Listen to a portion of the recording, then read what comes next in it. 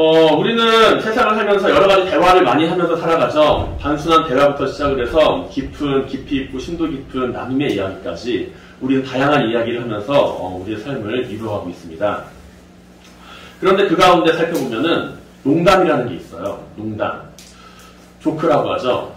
가벼운 농담은 이제 분위기를 전환시키기도 하고 딱딱한 분위기를 좀 이제 부드럽게 만들기도 하고 그리고 그 사람을 재미있고 위트 있는 사람으로 만들어주기도 합니다. 매사에 진지하고 근엄하고 이제 그걸 갖다가 엄근진이라 그러는데 엄격하고 근엄하고 진지한 사람, 엄근진인 사람보다 뭔가 좀 위트 있고 재미있고 잠깐의 농담을 할 수 있는 그러한 사람을 우리는 좋아한다는 것이죠. 이처럼 가벼운 농담은 우리의 삶에 있어서 유쾌한 즐거움을 가져옵니다. 그런데 내가 때로는 이 농담이라는 건 좋긴 한데 때로는 내가 상대방에게 진심으로 이야기를 했어요. 그런데 그 상대방이 그것을 농담으로 받아들일 때가 있습니다. 나는 정말 진심으로 그 사람에게 이야기를 했는데 상대방이 그것을 농담으로 받아들였다는 거예요. 그럼 기분이 어떨까요? 기분이 썩 좋지는 않겠죠. 나는 진지하게 이야기하는데 왜 내가 하는 이야기를 저렇게 가볍게 받아들이지? 하면서 다시는 그 사람하고 이야기를 하고 싶지 않을 생각도 들 수도 있고요. 그리고 창피할 수 있습니다. 내가 평소에 어떻게 살았길래 저 사람 나에게 저런 이야기를 하는데 내 말 듣지 않을까? 나는 지금 장난칠 기분이 아닌데 아마 여러 가지 이유가 있어서 상대방은 내 이야기를 진심으로 받아들이지 않고 농담으로 여겼을 겁니다. 내가 진심으로 이야기를 했지만요. 여러 가지 이유가 있겠죠. 내가 이제 그 사람에 대해서 잘 몰랐을 수도 있고, 그 대화의 흐름이라는 것도 있고, 그리고 내가 여러 가지 생활을 했던 그 평상시의 모습이 어떠했는지가 여러 가지 복합적인 요소로 작용을 하게 될 겁니다. 그런데 그 가운데 아마 내가 가지고 있었던 그 평소의 모습, 평소의 행실이 그 사람이 어떻게 비추어졌는가에 따라서 내가 하는 그 말을 상대방이 농담으로 받아들일 수 있고 진담으로 받아들일 수도 있다는 것이죠. 평소에 늘 100점을 받는 아이가 있었어요. 평소에 늘 100점을 받는 아이가 있었는데 어느 날 갑자기 엄마한테 가서 이야기를 합니다. 엄마 나 오늘 시험 빵점 받았어요. 엄마는 그 이야기를 어떻게 들었을까요? 에이 농담하지 마 얘. 그 무슨 말도 안 되는 이야기야. 하면서 농담으로 받아들일 겁니다. 그 아이는 진지하게 어떤 이유가 됐든지 간에 시험을 못 본 게 확실한데 엄마는 그 말을 믿지 않았다는 것이죠. 오히려 아이의 말을 듣고서 선생님한테 가서 찾아 따질 수 있습니다. 우리 아이가 그런 아이가 아닌데 왜 그 시험 성적이 이렇게 나왔나요? 라고 하면서요. 예전에 갈릴리 교회에 있을 때 이야기입니다. 제가 이제 담임 목사님과 전도사님하고 한참 회의를 하고 있었어요. 아침 10시가 되면 이제 회의를 하게 되는데 아침 9시에서 10시 사이 회의를 하게 되는데 이제 그때 야외로 나갈 그 계획을 짜고 있었습니다. 가을 맞이 이제 그 교구장 수련회를 준비를 하고 있었거든요. 그래서 25인승 버스를 운전을 해야 돼요. 근데 제가 그때 25인승 면허를 딴 지 한 일주일 좀 넘었을 때였을 겁니다. 그래서 이제 그 차량 운전해야 되니까 담임 목사님이 불안하신 거예요. 그래서 이야기를 합니다. 이제 차량 운전하는 거 자신 있겠어? 하면서 이제 길이 매우 편하고 안전한 길이라는 것을 이야기하시면서 이런 길은 눈 감고도 갈 수 있지 이렇게 하시는 거예요. 그래서 제가 그 말을 듣고서 이야기했어요. 눈 감고 운전하면 사고 납니다. 그러자 갑자기 분위기가 싸해집니다. 담임 목사님과 어떤 말을 하셔야 될지 그 이야기를 하지 못하고 그 회의가 계속 진행이 됐어요. 회의가 끝나고 전도사님이 저한테 찾아왔어요. 목사님 왜 그랬어요? 그 회의 시간에 왜 그런 되도 않는 소리를 하셨어요? 아니 눈 감고 운전하면 사고 나잖아. 난 진지하게 이야기했을 뿐인데 그것을 농담으로 받아들이지 못하고 진지하게 이야기했을 때 그 분위기는 아주 싸해지는 것을 경험했습니다. 그리고 과연 담임 목사님의 그 멘트가 농담이었을까 진담이었을까 그것에 대한 이야기로 잠시 전도사님과 토론을 했던 적이 있어요. 이처럼 우리는 이야기를 하면서 내가 진지하게 이야기를 했지만 상대방이 그 이야기를 농담으로 받아들일 수 있고요. 내가 농담으로 이야기했지만 상대방이 그것을 진지하게 받아들일 수 있습니다. 그리고 그것은요, 평소에 어떠한 모습으로 생활을 했는지가 그 모든 것들을 결정하는 부분이 많다는 것이죠. 평소에 그런 행동을 하는 사람이 그런 말을 하는 사람이 아닌데 갑자기 생각지도 못한 이야기를 하니까 에이 농담하지 마 라는 식으로 이야기를 하게 된다는 거예요. 오늘 성경 본문의 가운데 등장하는 인물이 하나 있습니다. 어떤 인물인가요? 바로 롯입니다. 롯은 창세기에 나오는 구약 창세기에 나오는 소돔과 고모라에 등장하는 사건의 증인이죠. 살아있는 증인입니다. 롯은 그 사위들에게 소돔과 고모라가 멸망당할 거라고 이야기를 합니다. 그런데 사위들은 사위가 될 사람들이죠. 아직 사위는 안 됐으니까. 그 사위가 될 사람들은 롯의 말을 농담으로 받아들여요. 만약에 롯의 사위들이 롯의 이야기를 듣고서 농담으로 여기지 않았다라고 한다면 그들은 생명을 건질 수가 있었을 겁니다. 그러나 그들은 롯의 이야기를 듣고서 농담으로 여겼고 소돔과 고모라의 멸망 가운데서 벗어나지 못했던 것을 우리는 성경 가운데 발견할 수가 있어요. 그리고 이 가운데 우리가 함께 생각해볼 문제는 내가 저들에게 복음을 전하는 데 있어서 구원의 메시지를 전하는 데 있어서 내가 하는 이야기를 상대방이 어떻게 듣고 있는가라고 하는 부분입니다. 과연 내가 하고 있는 이야기를 상대방이 진지한 복음의 메시지로 받아들이고 있는가 아니면 농담처럼 여기고 그냥 마는가라는 이야기인 것이죠. 어째서 롯의 사위들은 롯의 말을 농담으로 여겼을까요? 어째서 사람들은 우리가 하는 복음을 전하는 그 말, 복음의 메시지를 듣고서 농담으로 여길 때가 있는 걸까요? 소돔과 고모라의 사건이 존재하기 전에 나타나는 우리는 롯이라고 하는 그 인물에 대해서 그 사람이 평소에 어떤 인물이었는지를 한번 생각을 해볼 필요가 있습니다. 그가 평소에 어떤 인물이었는지를, 어떤 말을 하는 사람이었는지 알아본다라고 한다면 롯이 한 이야기를 왜 그들이 농담으로 여겼는지를 발견하게 된다는 것이죠. 사위들이 롯이라고 하는 인물에 대해서 롯이라고 하는 사람이 소돔과 고모라가 멸망할 거야 이 얘기를 했지만 그 말을 듣고서 단지 농담으로 여겼던 이유는 소돔과 고모라가 멸망할 것이다 라고만 말했기 때문에 그렇기 때문에 농담으로 여겼던 것이 아니라는 것이죠. 롯과 사위, 롯과 그 두 남자의 관계는 장인과 사위가 될 사람들의 관계입니다. 아직 사위가 안 됐어요. 그렇기 때문에 어떻게 보면 그 자기의 딸을 준 가장 신뢰하는 사람이라고 볼 수가 있다는 것이죠. 그리고 이 두 사위 역시 롯이라고 하는 그 인물에 대해서 하나의 가족 관계로 묶여있게 될 것이기 때문에 롯이 하는 말에 대해서 그냥 가볍게 흘려넘기고 말 그럴 위치는 아니라는 것입니다. 그런데 장인어른이 될 분이 하는 이야기를 듣고서 가벼운 농담으로 그냥 듣고 흘려넘겼다는 거예요. 일반적으로 농담을 해도 장인어른이 될 사람이 진지하게 이야기를 했다라고 한다면 그냥 겉으로라도 아 그런가요? 라고 이야기를 하면서 좀 진지한 모습으로 이야기를 할 수가 있을지 모르겠는데 그런 사위들의 그의 말을 농담으로 이야기한 것은 앞서 이야기한 그 평투회라고 하는 원리가 동일하게 적용이 되는 것을 볼 수 있다는 것이죠. 롯이 하는 이야기를 그들이 농담으로 여긴 것은 롯이 평소에 그들 앞에서 하나님의 말씀을 믿는 삶을 보여주지 않았다는 것을 말해주고 있다는 겁니다. 롯은 아브라함을 통해서 하나님을 알았어요. 하지만 하나님을 온전히 믿고 있지는 않았다는 것이죠. 롯은 아브라함을 따라서 가나안 땅으로 가기 위해 그 여정에 동참한 아브라함의 조카입니다. 그러나 롯은 선택의 순간에 있어서 하나님의 약속을 신뢰하는 것이 아닌 자신의 눈에 보이는 것을 선택하며 나아갑니다. 처음에 함께 길을 떠났던 아브라함과 롯이지만 그 재산이 많아짐에 따라서 이제 분가를 해야 할 때가 다가왔어요. 그때 이제 창세기 13장에서 아브라함은 롯에게 선택권을 줍니다. 너가 동쪽으로 가면 난 서쪽으로 가고 내가 서쪽으로 가면 나는 동쪽으로 가겠다. 그리고 롯의 선택에 대해서 성경은 이제 이야기를 해요. 롯이 눈을 들어 소돔과 고모라를 본즉 소알까지 온 땅에 물이 넉넉히 넘치니 여호와께서 소돔과 고모라를 멸망하시기 전이었으므로 여호와의 동산 같고 애국 같았다라고요. 나중 가면 나오겠지만 소알성은 바로 이 롯이 가장 마지막에 도망친 장소이기도 합니다. 소알성까지가 어떻게 보면은 소돔과 고모라의 한 부분이라고 볼 수가 있다는 것이죠. 그리고 롯은 하나님의 말씀에 대한 일절의 고민도 없이 약속의 땅이 아니라 자기가 보기에 풍요롭고 넉넉한 땅을 선택합니다. 사랑하는 성도 여러분, 우리가 선택의 순간에 하나님의 말씀을 믿고 선택할 수 있길 바랍니다. 우리가 세상을 살아가면서 우리가 평소에 어떤 선택을 하느냐에 따라서 사람들은 우리를 바라보게 돼요. 내가 과연 이 선택의 순간에 하나님의 말씀을 의지하고 선택을 하는가, 아니면 내가 마음대로 선택을 하면서 살아가는가, 그 사건을 바라보면서 아, 저 사람은 평소에 이런 생각을 하며 살아가는구나 라는 것을 바라보게 된다는 것이죠. 중요한 순간에 내가 의지하고 살아가는 것이, 중요한 순간에 내가 바라보며 살아가는 것이 무엇인지 상대방 그것을 함께 바라보고 있다는 겁니다.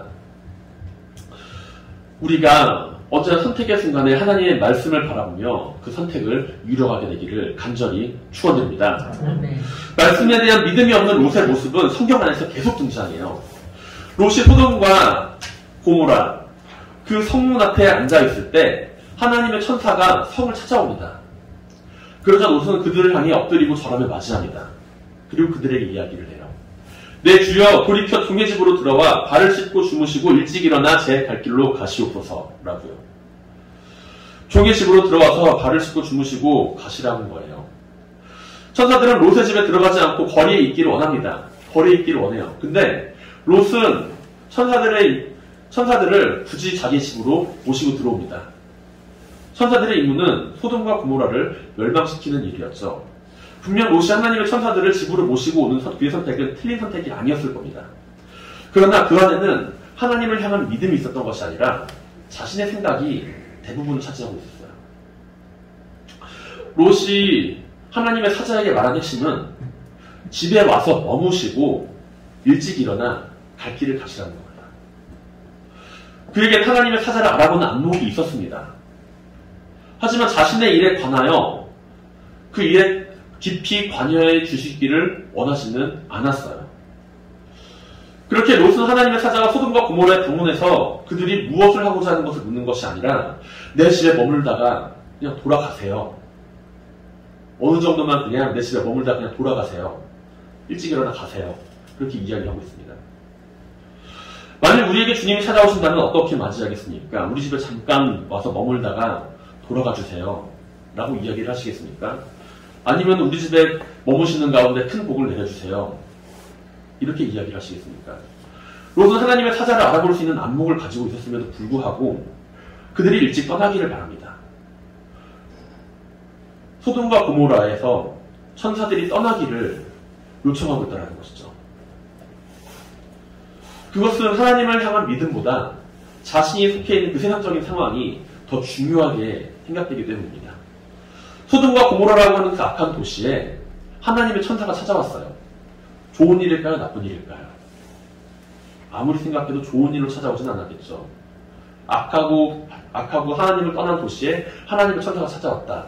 그 사실을 롯이 바라보았을 때 그냥 아무 이유 없이 찾아왔다라고 생각하지 않았을 겁니다. 뭔가 문제가 있으니까 하나님의 천사가 찾아왔겠구나 생각을 했겠죠.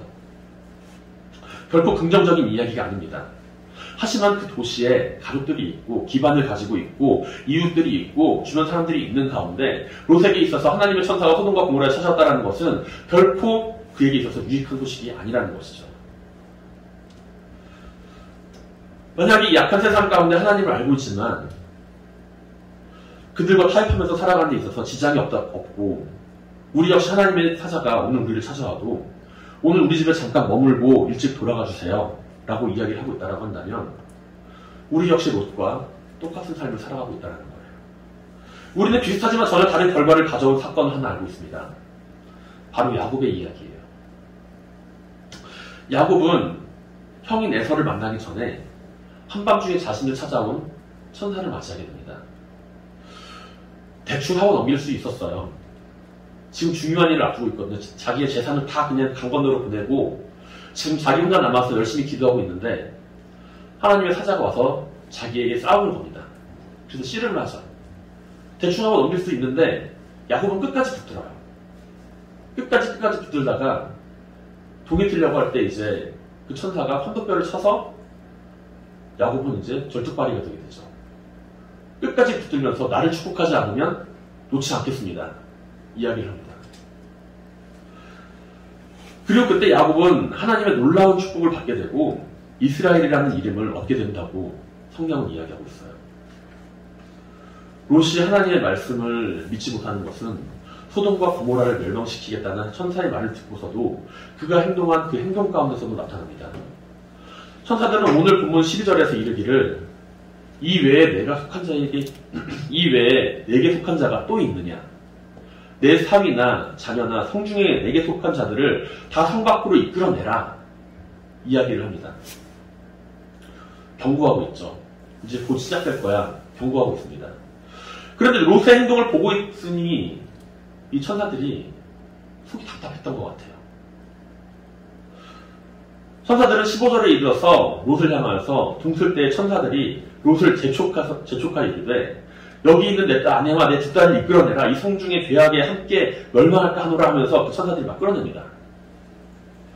롯의 행동에 대해서 성경은 16절에 이르기를 롯이 지체하매 그 사람들이 롯의 손과 그 아내의 손과 두 딸의 손을 잡아 인도하여 성 밖에 두었다 라고 이야기를 하고 있어요. 민기적 되고 있으니까 이제 억지로 끌어냈다는 거죠. 성을 떠나는 것에 대해서 망설이고 있고 미련이 남아있는 것에 대해서 나서지 못하고 있는 것입니다. 더군다나 산 위로 도망가라고 하는 하나님의 말씀에 대해서 너는 저 있는 산 위까지 도망가라 라고 하는 그 하나님의 말씀에 대해서 롯은 산 위까지 도망하지 않아요. 그리고 아까 이야기했을 때 나왔던 수알성까지 도망하는 것을 보게 됩니다. 이 수알성은 아까 이야기드렸듯이 롯이 보았던 그 풍요로운 대지 가운데 속하는 부분이었어요. 우리는 이 수알성까지 도망하는 롯의 이야기를 바라보며 창세기 13장 10절에 대해서 산지에 도망하는 이유를 바라보게 됩니다. 내가 가던 도중에 재앙을 만날까봐 두려워서 그렇습니다. 하지만 하나님은 분명히 약속하셨거든요. 내가 거기 이르기까지 나는 아무 일도 내게 행할 수가 없습니다. 라고요. 결국 롯은 끝까지 소돔과 고모라를 떠나서 수알성에 머무는 그 순간까지 하나님의 말씀을 믿지 못했습니다. 정말로 하나님이 그러실까? 마지막 순간까지 하나님의 말씀이 아닌 소돔과 고모라의 그 풍요로움을 놓지 않고 바라보았다는 것이죠. 자신을 지켜주시겠다는 약속하신 그 말씀도 믿지 못한 채 수알성까지만 도망하려고 했던 그 모습을 보며 롯이라는 사람이 하나님 앞에서 지녔던 그 평소의 모습이 어떠했는가를 우리는 바라볼 수가 있습니다. 롯은 분명히 하나님을 알았어요. 하지만 하나님의 말씀을 믿지는 못했습니다. 하나님을 알았지만 하나님의 말씀을 믿지 않는 사람의 현실은 어떠했을까요? 분명 소돔과 고모라에서 머무는 사람들과 크게 다르지 않았을 겁니다.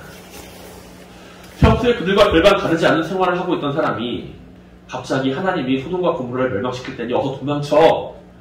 위험해! 라고 이야기를 한다면 그 말을 듣고서 도망칠 사람이 과연 몇 명이나 될까요? 아마 열이면 열 전부 그 사람에 대해 이상한 소리를 하는구나, 농담하고 있구나, 이렇게 생각할 겁니다. 이것은 우리의 삶 가운데서도 마찬가지죠. 내가 용기를 내서 복음을 전하는 말을 하였다 하더라도 용감하게 그들에게 다가가 복음을 전하는 말을 전하고자 하였다 하더라도 상대방이 농담으로 여기고 있다라고 한다면 내가 내 삶의 부분에서 얼마나 하나님의 말씀에 따라 살아가며 진지하게 하나님의 말씀에 순종하며 살아가는지 돌아봐야 합니다. 사위들이 롯의 말을 농담으로 여긴 것은 롯 자신에게도 하나님께서 이 성을 멸망시킬 것이라는 그 말씀에 대한 믿음이 없었기 때문이죠. 우리가 말씀 가운데 서서 행동한다 하더라도 그 말씀에 대한 신뢰가 없고 말씀을 믿지 못하고 있다면 하나님께서 우리에게 행하시는 그 놀라운 능력과 이를 믿지 못하고 있다고 한다면 우리의 행동은 사람들에게 농담으로 다가갈 뿐입니다. 우리의 말은 그들에게 농담으로 다가가게 될 뿐입니다. 우리가 하나님의 말씀을 신뢰하지 못하면서 세상을 살아간다고 한다면 하나님을 알지만 하나님의 말씀을 믿지 못했던 롯과 다를 바가 없다는 것이죠. 사랑하는 성도 여러분, 우리가 가지고 있는 그 평소의 모습이 하나님을 사랑하고 하나님을 신뢰하는 믿음을 가지고 살아가는 모습이 되길 바랍니다. 교회를 다니는 사람처럼 여기지만 그 교회를 다니는 사람처럼 여겨지지 않는 이가 예수님을 믿는 것처럼 보이지 않는 이가 예수 믿으라고 이야기를 한다면 상대방은 농담으로 여기겠죠. 하지만 평소에 교회를 다니는 사람이 평소에 예수님을 잘 믿는 것처럼 여기는 사람이 교회 좀 나가자, 예수님 믿자 이야기를 하면 저 사람은 최소한 농담으로 상대방은 농담으로 여기지는 않을 겁니다. 아, 저 사람이 나한테 전도하려고 그러는구나 라는 것으로 받아들이게 된다는 것이죠. 복음의 능력이 없기 때문인가요? 말씀의 능력이 없기 때문인가요? 하나님께서 손을 놓고 있기 때문인가요? 아니라는 겁니다. 내가 하나님의 말씀에 신뢰를 하지 못하고 있고 나의 삶의 평소의 행실이 하나님을 신뢰하지 못하고 있을 때 내가 전하는 복음의 말이 사람들에게 농담으로 받아들여지게 된다는 것입니다. 내가 아직 준비되지 못했기 때문이라는 것이죠.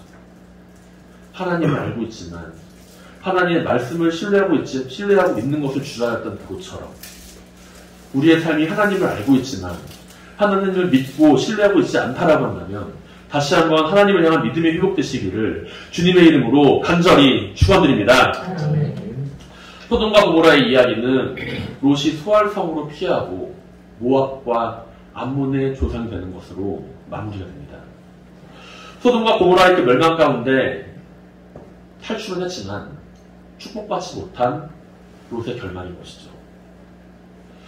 롯이라고 하는 인물은 분명 하나님의 축복을 받을 수 있는 충분한 환경을 가진 사람이었습니다. 그러나 그의 행실은 점점 그를 하나님의 축복으로부터 멀어지게 했습니다. 하나님을 알아도 믿지 않는다면 그 결말이 아름다울 리는 없죠. 하나님께서 함께 하셨던 그 아브라함을 가장 가까이에서 하나님이 아브라함을 통해서 보여주는 그 축복의 길을 함께 바라보고 있고 함께 경험했음에도 불구하고 롯은 하나님을 알았지만 하나님을 믿지 못했습니다. 아브라함과 함께하지 못했습니다. 하나님은 아브라함에게 소돔과 고모라를 멸망시키겠다고 말씀을 하세요. 그리고 아브라함은 하나님과 거래를 하죠. 하나님, 이 성 중에 하나님을 믿는 사람이 있다라고 한다면 그래도 멸망하시겠습니까? 하나님과의 대화 끝에 하나님은 아브라함에게 이야기를 하세요. 이 성 중에 10명의 사람, 하나님을 믿는 10명의 사람만 있다라고 한다면 내가 이 성을 멸망시키지 않겠다. 아브라함이 생각했습니다. 아마 아브라함은 생각했을 거예요. 이 정도면 해볼만하다. 10명 정도면 해볼만하다. 롯이 있죠. 롯의 아내가 있죠. 롯의 딸들이 있죠. 롯의 사위가 될 사람이 둘이 있죠. 그리고 롯의 종들이 몇 명 있겠죠. 그리고 롯의 이웃들도 있겠죠. 친하게 지낸 사람 한둘이 없겠어요. 한 10명은 되겠지. 그래도 롯이 거기 있는데 나와 함께 했던 그 롯이 거기 있는데 그래도 10명은 있겠지. 아브라함은 나름대로 아마 아주 적은 가능성이라도 열어놓고 있었을 겁니다. 분명 하나님께서는 소돔과 고모라라고 하는 그 도시의 가능성과 기회를 열어주셨습니다. 그러나 롯이라고 하는 그 인물이 하나님께서 주신 그 역할을 온전히 수행하지 못하게 되었을 때 오늘 본문에 등장하는 소돔과 고모라의 멸망까지 이어지게 된다는 것이죠. 롯이 한 말을 사위들은 농담으로 듣습니다. 아마 사위들뿐만이 아니라 롯은 그 하인들에게도 이야기를 했겠죠. 소돔과 고모라가 멸망할 거야 이야기를 했겠죠. 롯은 그와 그 그러나 롯과 그 가족들만이 소돔과 고모라에서 살아나서 나오게 된다는 것은 롯이 평소에 그 이웃들과 그 하인들과 어떠한 관계를 가지고 있었는지를 단적으로 보여줍니다. 롯은 그들에게 평소에 그 어떠한 믿음의 행실도 함께 보여주지 못했습니다. 평소에 사람들과의 관계는 좋았을지는 모르지만 그 안에서 하나님을 증거하는 믿음을 함께 나타내 보이지는 못했다는 것이죠.